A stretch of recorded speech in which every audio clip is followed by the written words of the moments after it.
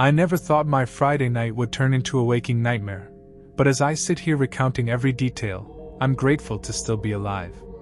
It started innocently enough, a trip to a bar, one I'd never visited before, to unwind after a long week. The place was called the Velvet Taproom, a cozy, dimly lit spot on the outskirts of town. It had been recommended by a coworker who swore they had the best craft beers in the city. I didn't realize then that this detour would lead me into the most horrifying night of my life.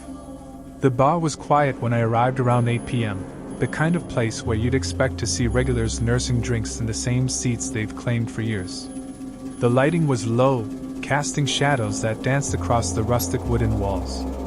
A soft hum of jazz music played in the background, and the faint aroma of hops and grilled food hung in the air.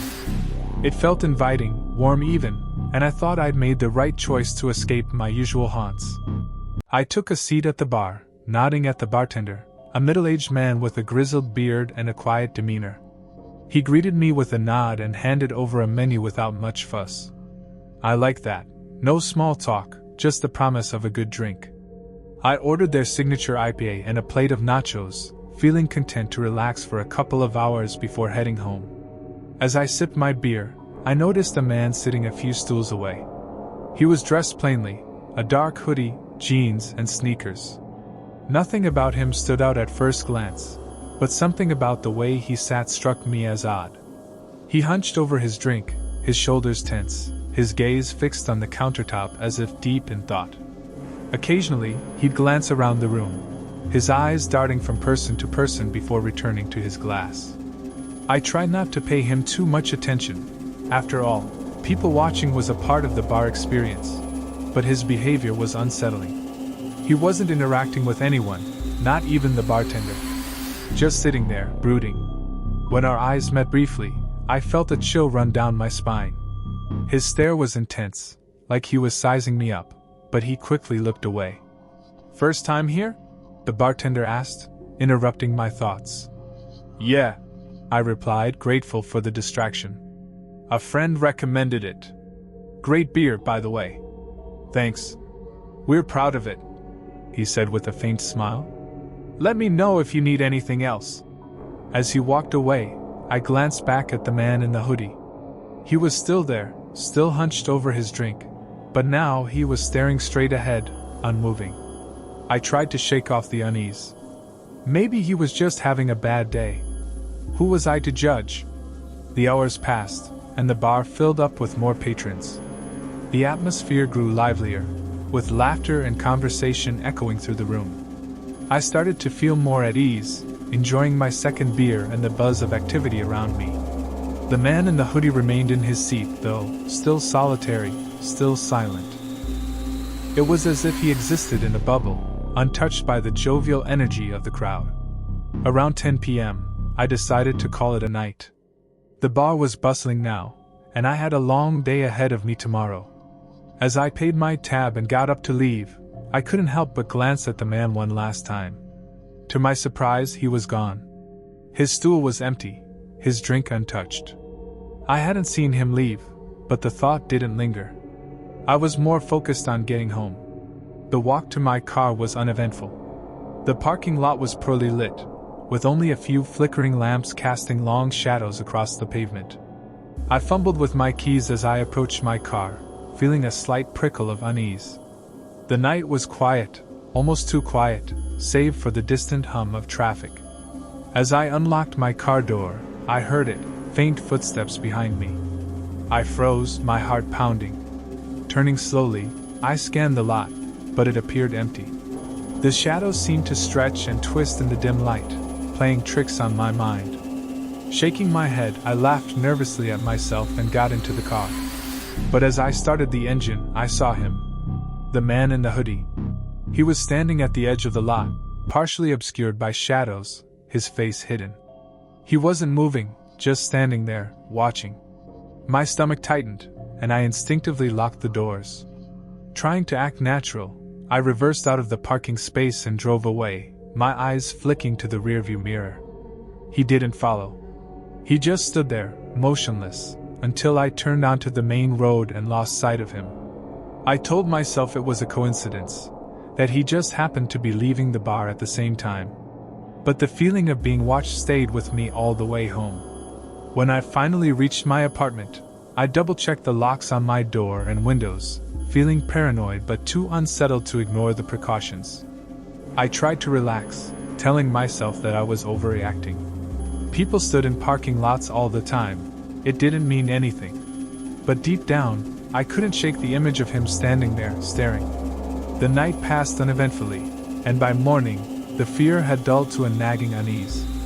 I went about my day as usual, running errands and trying to put the previous night out of my mind. But when evening came, the unease returned. Something about the man in the hoodie lingered in my thoughts, like a splinter I couldn't dislodge. That night, as I sat on my couch scrolling through my phone, I heard a noise outside my apartment. A soft shuffling, like someone walking past my window. My heart raced, and I froze, straining to listen. The sound stopped, and for a moment, there was silence. Then came a faint knock at the door. I hesitated, my pulse pounding in my ears. Peering through the peephole, I saw nothing but the empty hallway. Cautiously, I opened the door a crack, my hand gripping the knob tightly. No one was there. The hallway was empty, and the only sound was the faint hum of the building's air conditioning. Closing the door, I bolted it and drew the chain across. My mind raced with possibilities, each one more terrifying than the last. Was it him? Had he followed me home? I tried to rationalize it. Maybe it was just a prank, or someone at the wrong door. But I couldn't shake the feeling of being watched.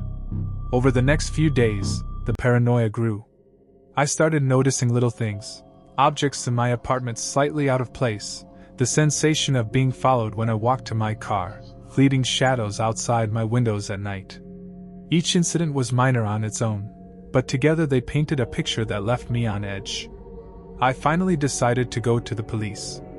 I felt ridiculous explaining my fears, especially since I had no concrete evidence, but the officer on duty took my concerns seriously.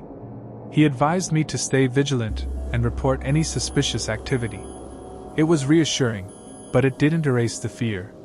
That evening, I returned to the Velvet Taproom, hoping to retrace my steps and maybe make sense of everything. The bar was quieter this time, with only a handful of patrons scattered around. The bartender recognized me and greeted me with a nod. "Back so soon?" he asked, his tone light. "Yeah," I replied, forcing a smile. "Had a good time last week."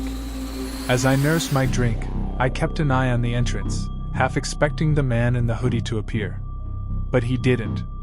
Instead, I noticed something odd, a missing poster pinned to the bulletin board near the restrooms. The face on the poster was familiar, though I couldn't place it at first. Then it hit me. It was one of the regulars I'd seen the night I first visited.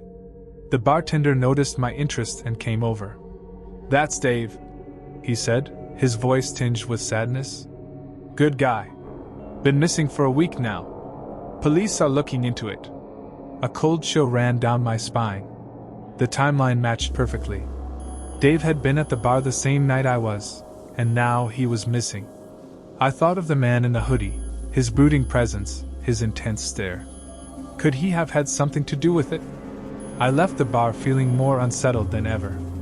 As I walked to my car, I couldn't shake the feeling that I was being watched. Glancing around, I saw nothing but the empty lot. But the paranoia was too strong to ignore.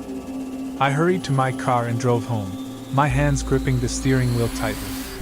That night, I barely slept. Every creak and groan of the apartment building set my nerves on edge. Around 3 a.m., I was jolted awake by a loud bang. Heart racing, I grabbed the nearest object, a heavy flashlight, and crept toward the living room. The sound had come from the window. Peering through the curtains, I saw him. The man in the hoodie was standing outside, his face obscured by shadows. He didn't move, didn't speak. He just stood there, watching me. Panicked, I called the police, my voice trembling as I described the situation. By the time they arrived, he was gone. The officers searched the area but found no sign of him. They assured me they'd patrol the neighborhood and advised me to stay inside and lock my doors. I nodded, grateful but terrified. Whoever this man was, he wasn't going to stop. The following days were a blur of fear and exhaustion. I barely left my apartment, jumping at every sound and shadow. Then, one evening, there was a knock at the door. This time, I didn't hesitate. I called out, "Who is it?" "Police," came the reply. Relieved, I opened the door to find 2 officers standing there. "We think we've found your guy," one of them said. They explained that they'd apprehended a man matching my description near the bar. He'd been acting suspiciously, lurking in alleys and carrying a knife. My stomach turned at the thought, but I felt a glimmer of hope. Maybe this nightmare was finally over. The man was taken into custody, and while the investigation continued, I began to feel a sense of normalcy returning. The police couldn't confirm if he was responsible for Dave's disappearance or the stalking, but the incidents stopped after his arrest. To this day, I don't know what drove him to target me or what his true intentions were.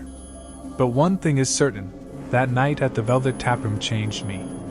I learned to trust my instincts, to take precautions, and to never underestimate the darkness that can hide in plain sight. And though the man was caught, the memory of his chilling stare lingers, a reminder of how close I came to becoming another missing poster on the wall.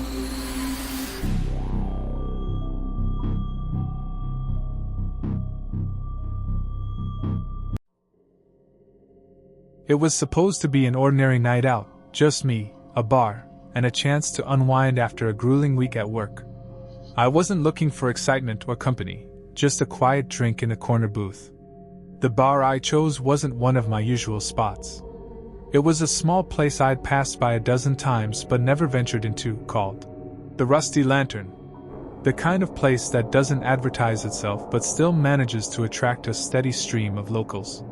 When I stepped inside, the air was thick with the scent of stale beer and fried food. The lighting was dim, casting long shadows across the scarred wooden floor. A jukebox in the corner played an old blues track, and the low murmur of conversations hummed around me.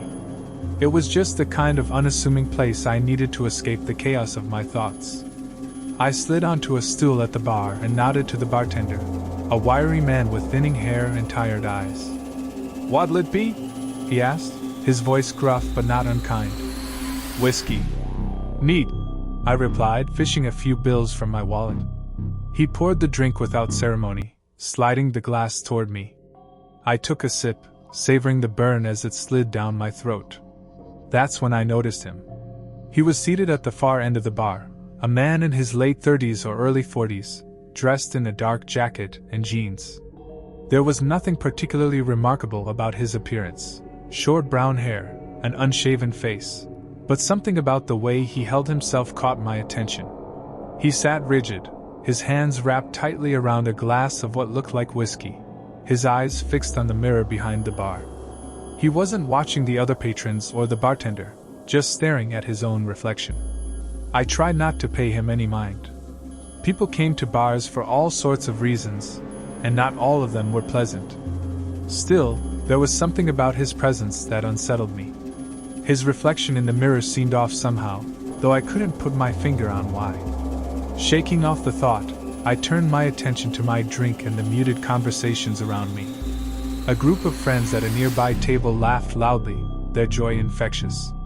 For a moment, I felt the tension in my shoulders ease. But then I felt it, the unmistakable sensation of being watched. I glanced up, and my eyes met his in the mirror. He wasn't staring at his reflection anymore. He was staring at me. His gaze was unflinching, his expression unreadable. I quickly looked away, my heart pounding. Maybe I was imagining things. Maybe he was just lost in thought, and our eyes had met by coincidence. Minutes passed, and I tried to focus on my drink, but the weight of his stare didn't lift. Finally, I risked another glance. This time, he wasn't in his seat.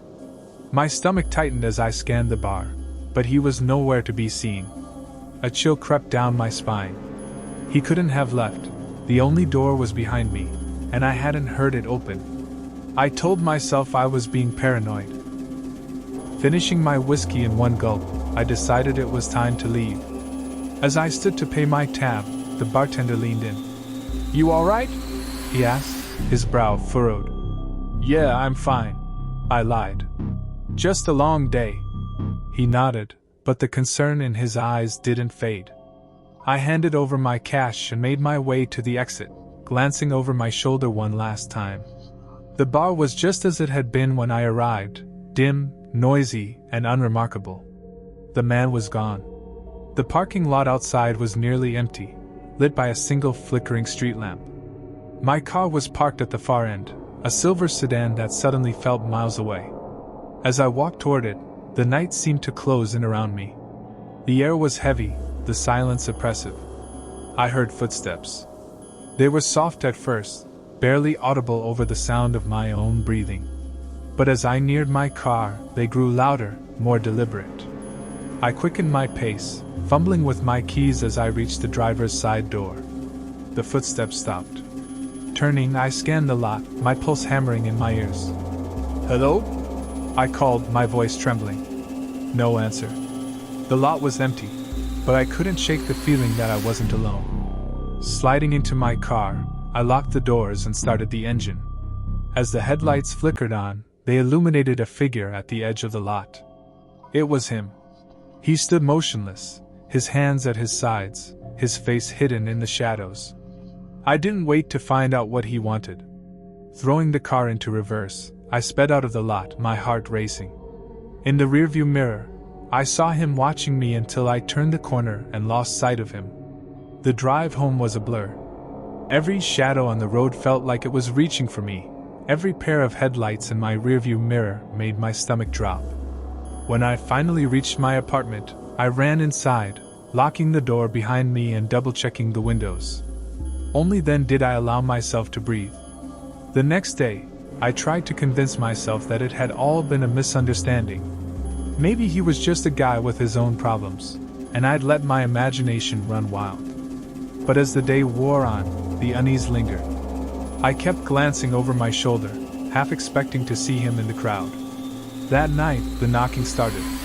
It was faint at first, just a single rap at the door around midnight. I froze, my heart leaping into my throat. Peering through the peephole, I saw nothing but the empty hallway. Telling myself it was just the building settling, I went back to bed. But the knocking came again the next night. And the next. Always faint, always around the same time. Each time I checked the peephole, there was no one there. By the fourth night, I was too scared to look. I sat in my living room with every light on, clutching a kitchen knife, waiting for it to stop. The final straw came a week later. I'd returned home from work to find my apartment door slightly ajar. Panic surged through me as I stepped inside, my hand trembling as I reached for the light switch. The living room was exactly as I'd left it, but something felt wrong. It wasn't until I walked into the bedroom that I saw it. On my pillow was a photograph. It was of me, sitting at the bar in the rusty lantern. My blood ran cold. The photograph wasn't just of me. It was taken from the exact angle where he'd been sitting. I called the police. They arrived quickly, combing through my apartment for evidence. The photograph was bagged as evidence, and I was taken to the station to give a statement. The officers assured me they'd do everything they could, but I could see the doubt in their eyes. To them, it was just another case of a stalker, a frightening but all too common occurrence. Days turned into weeks, and I heard nothing from the police. I started sleeping at a friend's place, too afraid to stay in my apartment. But the fear followed me everywhere. Every shadow, every stranger on the street felt like a threat. Then, one morning I got a call. They'd caught him. He'd been found loitering near my apartment, carrying a knife and a collection of photographs. Most of them were of me, taken without my knowledge. The police couldn't explain why he'd fixated on me, but they assured me he wouldn't be a threat anymore. I should have felt relieved, but I didn't. The fear didn't vanish with his arrest. It lingered, a constant reminder of how close I'd come to becoming a victim. Even now, as I sit in my new apartment miles away from the rusty lantern, I can't shake the feeling that he's still out there, watching. Maybe he always will be.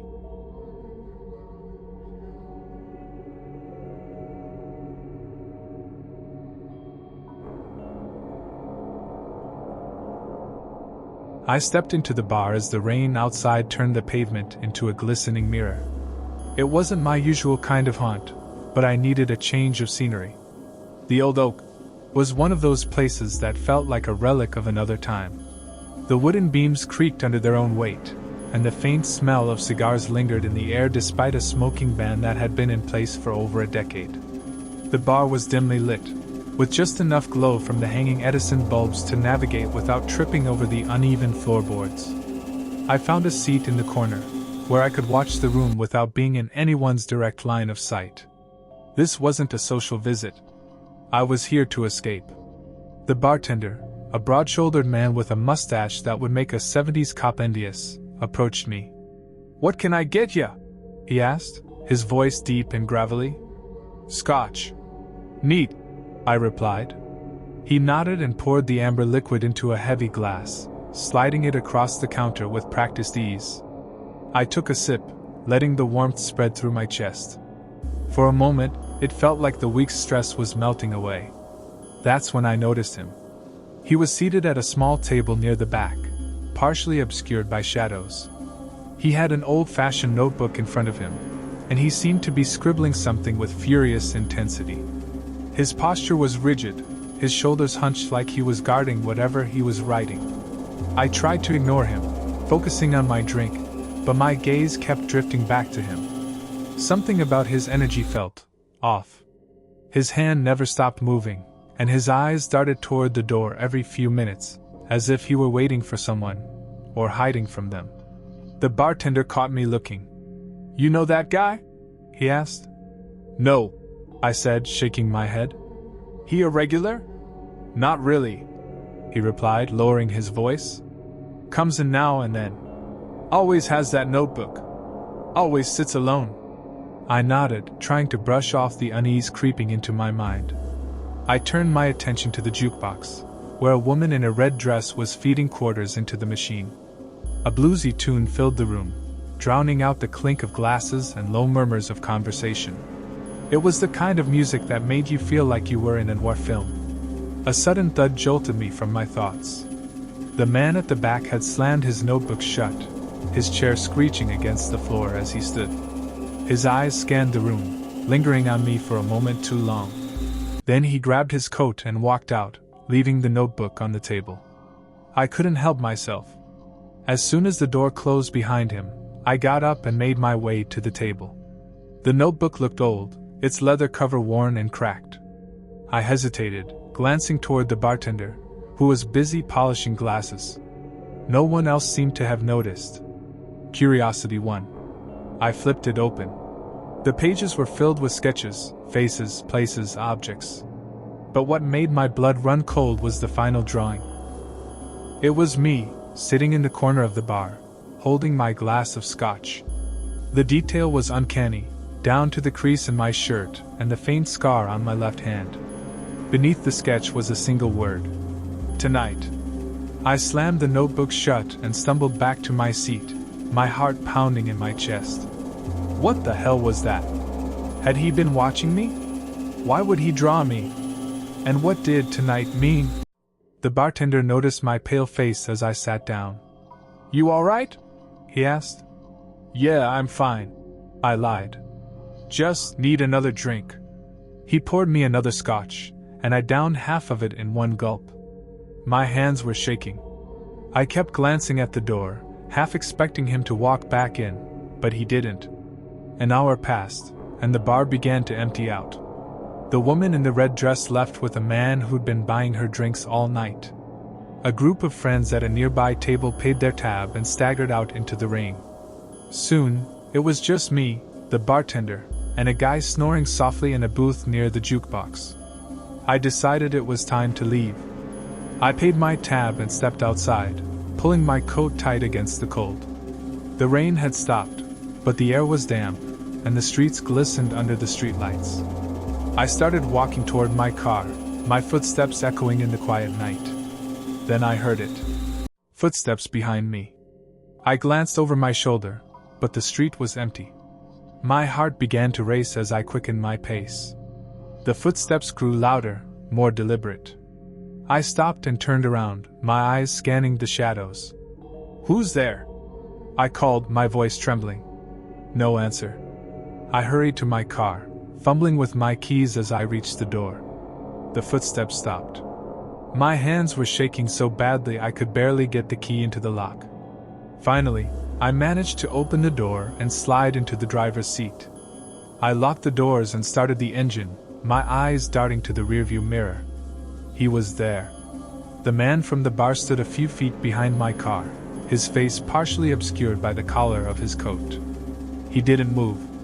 He just stood there, staring at me. I threw the car into reverse and sped out of the parking lot, my tires screeching on the wet pavement. When I glanced in the mirror again, he was gone. The drive home was a blur of paranoia and adrenaline. I kept checking my mirrors, convinced he was following me. When I finally reached my apartment, I bolted the door and turned on every light in the place. But even in the safety of my home, I couldn't shake the feeling that I was being watched. The next morning, I called the bar to ask about the notebook. The bartender said it was gone when he cleaned up. "Maybe he came back for it," he said. "Why?" "No reason," I lied. Days passed, and the unease didn't fade. Every time I left my apartment, I felt like I was being followed. I started taking different routes to work, avoiding my usual spots, but the feeling never went away. Then, one night, I came home to find a folded piece of paper slipped under my door. It was another sketch. This time, it was of my apartment building, with a single window circled in red. My window. I called the police, but there wasn't much they could do. "Probably just some weirdo trying to scare you," the officer said. "Let us know if anything else happens." That night I barely slept. I kept my phone in one hand and a baseball bat in the other, jumping at every creak and groan the building made. The hours crawled by, and just when I thought I might be able to relax, there was a knock at the door. It was soft at first, almost polite. Then it came again, louder this time. My heart felt like it was about to burst out of my chest. "Who is it?" I called, my voice shaking. No answer. I crept toward the peephole and looked out. The hallway was empty. But as I turned away, I heard something slide under the door. Another sketch. This one was of me, standing at the door, looking through the peephole. I didn't wait for morning. I grabbed my keys and drove to a friend's house, too scared to stay another night in my apartment. The next day, I packed up my things and moved out. I didn't care about the lease or the deposit. I just needed to get away.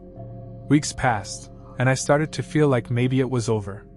But every now and then, I'd catch a glimpse of someone in the crowd, a man with a notebook, watching me from a distance. I never got a good look at his face, but I didn't need to. I knew it was him. And I knew he wasn't done with me.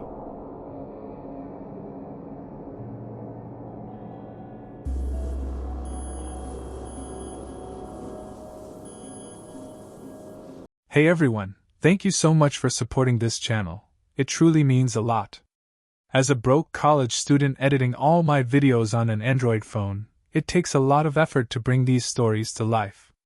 A laptop would help me create better content faster, so if you enjoy my work, please subscribe and share. Your support makes all the difference. Thank you so much.